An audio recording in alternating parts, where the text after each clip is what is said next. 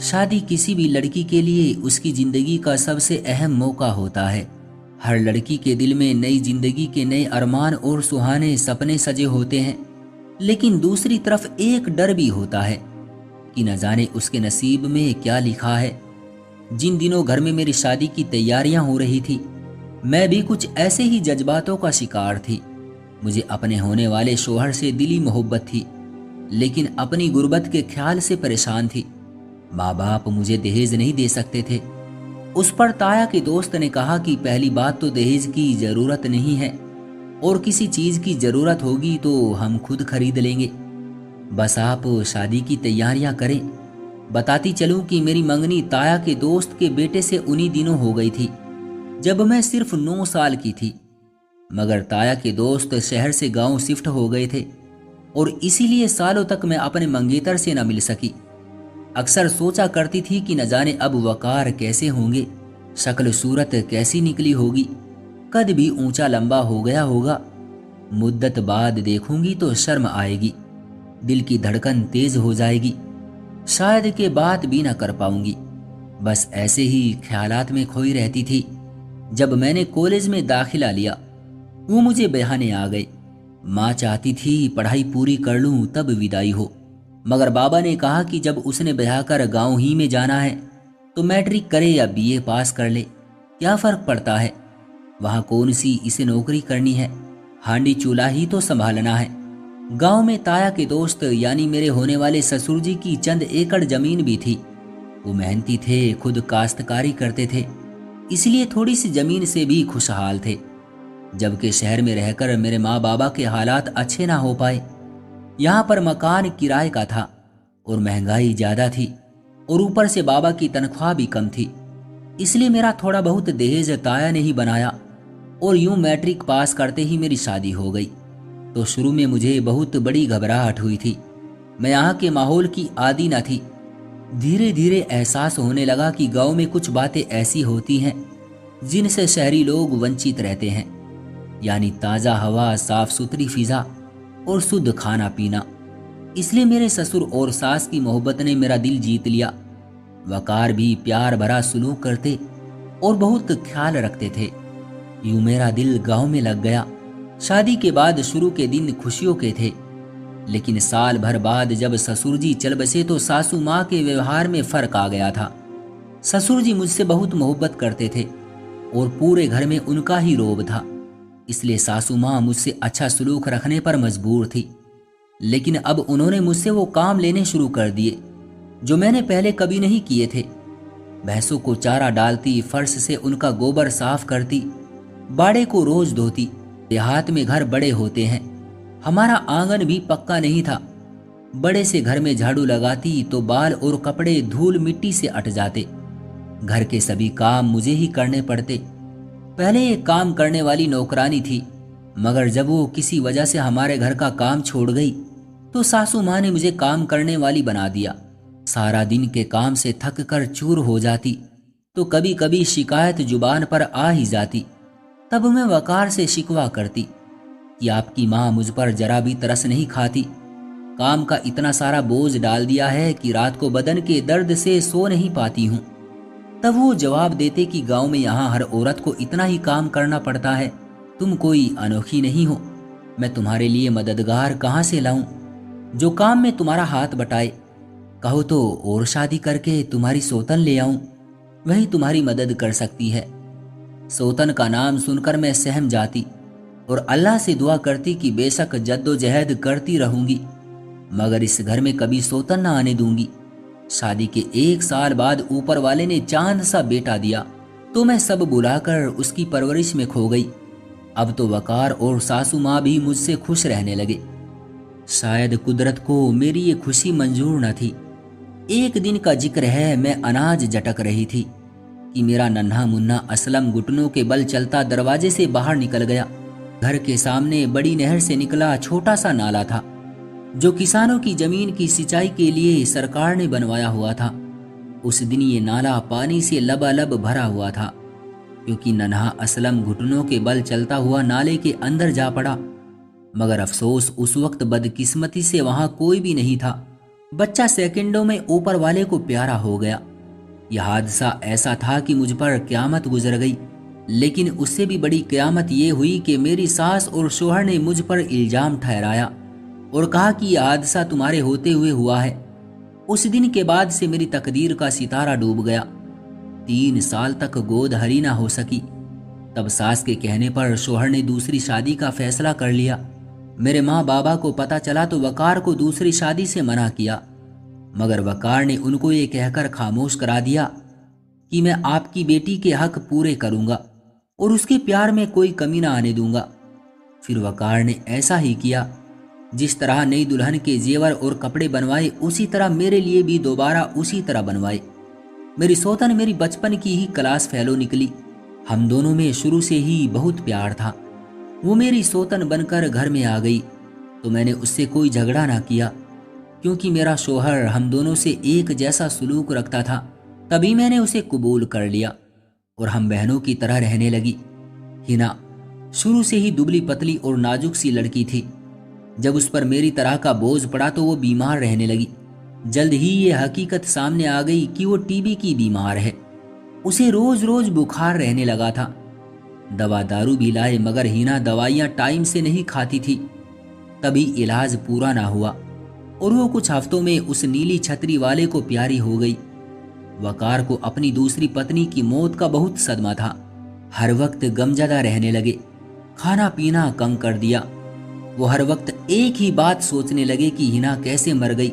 फिर अचानक न जाने क्या हुआ, बहकी बहकी बातें करने लगे और मुझ पर झूठा इल्जाम लगा दिया कि तुमने हिना को जहर देकर मार दिया है। रोती थी और कस्में खाती थी कि मैंने उसे जहर नहीं दिया, मगर वो मेरी कस्मों का भी यकीन नहीं करते थे। धीरे धीरे उन्होंने रिश्तेदारों और गांव के लोगों से भी ये कहना शुरू कर दिया कि मेरी पहली पत्नी ने मेरी दूसरी पत्नी को जहर देकर मार दिया है। अक्सर लोग उस झूठ पर यकीन करने लगे और हर कोई मुझसे नफरत करने लगा। लोगों का नफरत और शक से भरा हुआ ये व्यवहार मेरे लिए बहुत दर्दनाक बल्कि नाकाबिले बर्दाश्त था। मेरे लिए एक ऐसी सजा थी जिसको झेलना मेरे बस की बात न थी। उस पर सास की नफरत और वकार की बदसलूकी ने जैसे जिंदा जला दिया। अब मेरे लिए जीने की कोई आस बाकी न रही और आइंदा भी बहारों की कोंपल फूटने वाली न थी। जी चाहता था खुदकुशी कर लूं। बता नहीं सकती कि ये कुछ साल मेरे लिए कैसे गुजरे, लेकिन मैं मजबूर थी कि मेरा जीना मरना इसी घर से तय था।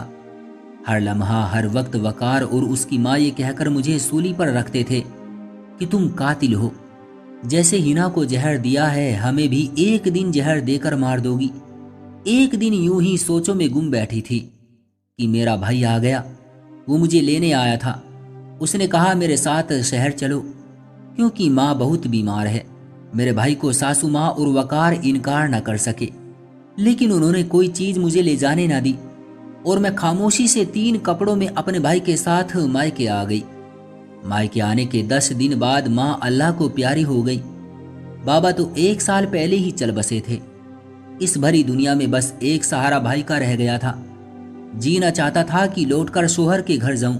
उन लोगों के सुलूक से मेरा दिल टूट गया था। हालात जो भी हो, शादीशुदा औरत कब तक मायके में रह सकती है। रिश्तेदार बातें बनाते हैं, लोग जीने नहीं देते।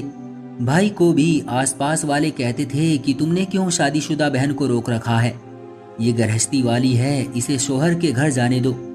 भाई किसी को क्या बताता कि मैं क्यों अपने घर नहीं जाती। मैंने थोड़ा उसे हाल बता दिया था। ज्यादा कुछ कहती तो भाई गमजदा हो जाता। एक रोज मेरी खाला आई जो मेरी ससुराल की ही पिछली गली में रहती थी। उसने बताया कि तुम्हारी सासू माँ बहुत बीमार है, अब तुम घर जाओ, उन लोगों को तुम्हारी बहुत जरूरत है। खाला के कहने से मैंने उनके साथ गांव जाने का फैसला कर लिया। जब हम वहां पहुंचे, मैंने खाला से कहा पहले आप मेरे ससुराल जाकर खबर करें कि मैं यहाँ आ गई हूँ, ताकि वकार आकर मुझे घर ले जाए। मैं उन लोगों का व्यवहार देखना चाहती हूँ। खाला ने वकार को बताया कि तुम्हारी बीवी मेरे साथ आ गई है, मेरे घर से आकर उसे ले जाओ। उसने जवाब दिया हरगिज नहीं, मैं उसे अब ना रखूंगा। मुझे उस पर अब एतबार ही नहीं रहा। उसने हिना को जहर दिया था, मुझे और मेरी माँ को भी जहर दे देगी। हरगिज मैं उसे अपने पास न रखूंगा और तीसरी शादी करूंगा। खाला ने आकर बताया कि बेटी, अब तेरी भलाई इसी में है कि तू उनके पास न रहे। तेरे पति का दिमाग चल गया है, उसे वहम की बीमारी हो गई है। लगता है कि हिना की मोहब्बत उसके दिल में बहुत गहरी थी और अब उसकी जुदाई के साथ मैंने उसके होशो हवास पढ़ लिए हैं। ऐसा ना हो कि वो तुझे कोई नुकसान पहुंचा दे। मैं तो पहले ही इस नतीजे पर पहुंच चुकी थी जिसका तज़किरा अब खाला ने किया था। दरअसल मैं किसी को अपना मसला समझा सकती थी और ना अपने हक में कुछ कह सकती थी। अब क्या रास्ता रह गया था? ये कि या तो वकार खुद मुझे तलाक दे दे या फिर मैं अदालत से तलाक ले लेती। खाला ने मुझे अपने घर रख लिया। बोली, जब तक कोई हल नहीं निकलता तब तक मेरे पास रहो। मैं उनके घर रहने लगी।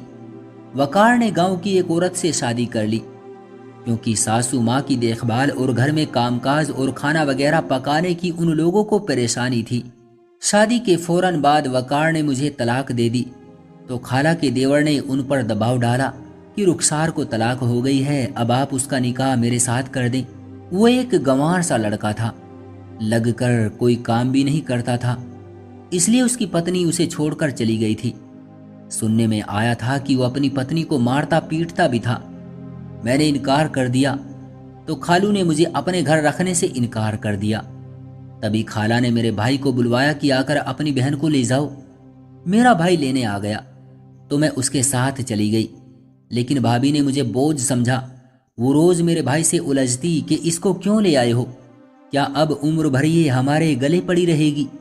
आखिर एक दिन ऐसा आया कि भाभी ने भाई से कह दिया कि इस घर में तुम्हारी बहन रहेगी या मैं रहूंगी। या अल्लाह, अब मैं कहाँ जाऊं? सोच सोच कर नींद उड़ गई। आखिरकार भाई ने यही हल निकाला कि किसी शरीफ आदमी से मेरी शादी कर दी। हसीब का एक दोस्त अरसा से तन्हाई की जिंदगी बसर कर रहा था। बीवी एक बच्ची छोड़कर गुजर गई थी। हसीब ने मुझे उसके साथ शादी करने को कहा। मैंने भी हालात को देखते हुए भाई की बात मान ली। यूं मेरी शादी शाहिद से हो गई और मैं उसके घर आ गई। शाहिद की मासूम बच्ची 7 साल से माँ के प्यार को तरस रही थी। उसे माँ का प्यार दिया तो शाहिद के दिल में मेरी कदर और बढ़ गई। वो वाकई एक शरीफ इंसान था। उसने खुश रखने की हर तरह कोशिश की। जिंदगी में पहली बार मैंने सुख का सांस लिया। उधर वकार की तीसरी पत्नी को बहुत जल्द एहसास हो गया कि ये इंसान वहम की बीमारी का शिकार है, नॉर्मल आदमी नहीं है। सास के सहारे उस औरत ने मुश्किल से 4 महीने निकाले और फिर मायके चली गई। उसने तलाक का कह दिया क्योंकि वो वकार की अजीबोगरीब बातों की दहशत से डर गई थी। बिरादरी के दबाव से उसे अपनी तीसरी बीवी को भी तलाक देनी पड़ी। अकेलेपन से और ज्यादा वकार की हालत और खराब होने लगी। अब वो मुझे याद करके रोता था और मेरे भाई के पास आकर कहता था कि तुमने मेरी पत्नी को कहाँ गायब किया है, उसे वापस लाओ। जरूर तुमने उसे जहर दे दिया होगा। उन दिनों गांव में तो दिमागी मरीज के बारे में जानकारी न थी और ना ही वहम के मरीज को लोग मरीज समझते थे। कोई नहीं जानता था कि वहम की ये बीमारी बढ़ते बढ़ते वकार को पागलपन की हद तक ले जाएगी। तन्हाई तो यूं भी ऐसे लोगों के लिए जहरे कातिल होती है। जब वकार की मां न रही और बीवी भी चली गई तो सुनसान घर वकार को खाने और डराने लगा। वो दहशत जदा होते हुए रातों को उठकर घर से निकल जाते थे और इधर उधर मारे फिरते। न कपड़ों का होश रहा था, न हुलिये का और ना ही खाने पीने का। गांव के लोग जब कभी शहर आते तो भाई को उसके हालात के बारे में बताते। हम लोगों को बहुत अफसोस होता था। सच है, पागल का गम खुद उसे नहीं होता मगर दूसरे जरूर उसका गम खाते हैं। मैं शाहिद के सामने वकार का नाम नहीं लेती थी, लेकिन जब भाई तन्हा होता उसे जरूर कहती थी कि मेरे भाई तुम ही जाकर वकार की खबर लो। मेरे कहने पर एक दिन भाई गांव गया और वकार को तलाश किया। वो नहर के किनारे बैठा था, उस हाल में कि उसे देखकर भाई की आंखों में भी आंसू आ गए। उसके कपड़े मैले और जगह जगह से फटे हुए थे। सर के बाल भी मैल से पतली पतली रेशों जैसे हो गए थे। वो दुबला पतला और पीला पड़ रहा था। उसने गले में मेरा दुपट्टा लपेट रखा था। जैसे ही भाई को देखा वकार ने डरते डरते कहा, तुमने मेरी बीवी को गायब कर दिया। उसे जहर देकर मार दिया है और अब मुझे मारने आए हो, जहर देने आए हो। लेकिन ये याद रखना, तुम मुझे पकड़ ना सकोगे, मैं तुम्हारे हाथ ना आऊंगा, दूर रहो मुझसे, दूर रहो। फिर ये कहते हुए आनन फानन में उसने नहर में छलांग लगा दी। मेरा भाई तो बस देखता ही रह गया। नहर बड़ी गहरी और किनारों तक पानी से भरी थी। एक ही पल में वकार का जिस्म नजरों से ओझल हो गया और भाई कुछ भी ना कर पाया। जब शहर आकर भाई ने मुझे ये खबर सुनाई तो मैं सन्न रह गई, आंखों से आंसू जारी हो गए। खुद को मुजरिम समझने लगी कि काश मैं उनकी दिमागी बीमारी और रूहानी तकलीफ को समझ सकती तो कभी तन्हा छोड़कर ना आती। जानती न थी कि तन्हाई उनका ऐसा अंजाम कर देगी। लेकिन जब तक इंसान को तूफान की समझ आती है, किनारा दूर हो जाता है। मैं भी खुद को बीच मझधार में समझती रही, जबकि दरअसल बीच मझधार में तो वकार थे, जिनको सोचों की धूल ने निगल लिया। उस वक्त उन्हें किसी हमदर्द और गम बांटने वाले की जरूरत थी। लेकिन जब तक मुझे इस बात का पता चला, उस वक्त तक बहुत देर हो चुकी थी। आज भी गांव के लोगों को दिमागी बीमारियों का कोई पता नहीं है। ऐसे मरीजों को वो पीरों फकीरों के पास या दरबारों पर ले जाते हैं। उनका ख्याल होता है कि उन पर जिन और भूतों का साया हो गया है। ऐ काश कोई उनको ये पहचान कराए कि ऐसे लोग नफरत के नहीं, हमदर्दी और इलाज के मुरीद होते हैं। काश हमारे देहातों और गांव में भी ऐसे दवाखाने खोल दिए जाएं, जहां दिमागी मरीज के माहिर मौजूद हों, क्योंकि देहातों में इस किस्म के लोग, खासतौर पर औरतें, ज्यादा दिमागी मरीज का शिकार होती हैं, जिन पर नकली पीर भूत उतारने के चक्कर में इस कदर जुल्म करते हैं कि बाज वक्त उनकी जान भी चली जाती है। तो दोस्तों, ये थी हमारी आज की कहानी। आपका क्या कहना है इस कहानी के बारे में? कमेंट करके हमें जरूर बताएं। वीडियो को लाइक करके चैनल को सब्सक्राइब कर लीजिए और साथ में घंटी को दबाकर ऑल पर सेट कर लीजिए, ताकि आने वाली वीडियो आपको तुरंत मिले। मुझे दीजिए अगली वीडियो तक इजाजत। तब तक के लिए धन्यवाद।